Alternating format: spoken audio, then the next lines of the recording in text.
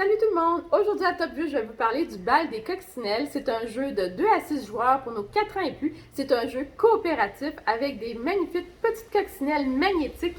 Donc je vous explique comment on joue puis je vous dis ce que j'en pense tout de suite après. Alors le jeu Le bal masqué des coccinelles vient avec 7 fourmis, une table, un plateau qui contient 8 coccinelles et chaque coccinelle, on doit poser les 5 pions de la même couleur sur son dos et on doit placer la coccinelle sur le bout de la pétale et laisser l'autre côté libre. Et le but du jeu, c'est il faut s'assurer que chacune des coccinelles échange avec une autre coccinelle plusieurs couleurs. Une fois qu'elle a sur son dos 5 couleurs différentes, elle va se rendre ici, sur la banderole ici de fleurs. Et si on réussit à mettre les 8 coccinelles avant que les fourmis montent sur la tige, à ce moment-là, on va gagner la partie. Alors, comment qu'on joue? D'abord, le premier joueur va tourner l'aiguille. Voilà. Alors, on tombe sur la coccinelle rouge et on va la déplacer. Et disons qu'on veut faire un échange avec la coccinelle orange. On va la placer devant. Et ce qu'il faut savoir, c'est que les coccinelles ont des émaux sur le bout du nez. Vous voyez?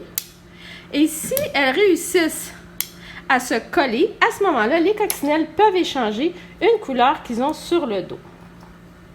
Ils échangent la couleur et la coccinelle rouge retourne dans sa position. À l'autre joueur, il a bleu. Il va essayer d'échanger avec rose, disons. Ça fonctionne bien. On échange un point sur notre dos et la coccinelle retourne dans sa position. Alors ici, on a tourné sur une feuille. À ce moment-là, une fourmi embarque sur la bûche ici. Et la fourmi, la première étape, c'est d'embarquer ici et de monter tranquillement. Ensuite, la deuxième, etc. pour remplir les feuilles. Et ça, il ne faut pas que ça arrive. Encore, donc la fourmi avance. Le rose, alors on peut échanger, disons, avec le mauve. Donc, elle vient ici. Et comme vous voyez,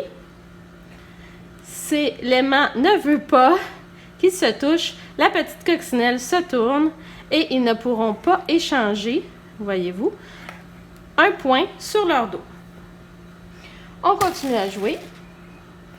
Donc, je vais essayer avec le jaune cette fois-ci. Oui, alors je peux échanger. Ceci, et elle retourne à sa place. Alors, le rose, disons, alors il faut se rappeler, je me souviens plus si avec le mauve, il ne pouvait pas s'échanger. Je vais essayer avec le vert qui est beaucoup plus loin. Alors, rose et vert, non, elle ne peut pas. Alors, il faut essayer de s'en rappeler pour ne pas faire l'erreur, la même erreur la deuxième fois. Alors, la première fourmi est arrivée en haut. Donc, il nous reste maintenant 6 chances pour réussir à échanger tous les points. Alors voilà, j'ai finalement ma première coccinelle à un point de chaque couleur sur son dos. Elle va sortir de la feuille et elle va se rendre ici. Dans la situation où je retournerais et que ma flèche arriverait sur la pétale rose, et là je n'ai plus ma coccinelle rose, à ce moment-là, on a le droit de choisir n'importe quelle coccinelle et de la déplacer à l'endroit où on veut. Voilà, alors c'est le premier, dans le fond, nous, avant les fourmis, à savoir qu'il va déplacer toutes les coccinelles ici, avoir des points de couleurs différentes sur le dos, avant que toutes les fourmis se rendent sur la tige. Alors, ce que je pense du bal masqué des coccinelles, d'abord, j'adore le côté que les petites coccinelles sont magnétiques. Donc, c'est vraiment, vraiment intéressant pour ça. Et je pense que le fait de les mettre sur le plateau et qu'on les voit tourner et qu'on les voit se coller ou se repousser, comme celle-ci, par exemple, je trouve ça vraiment génial parce qu'on les voit tourner sur le plateau et les enfants adorent ça.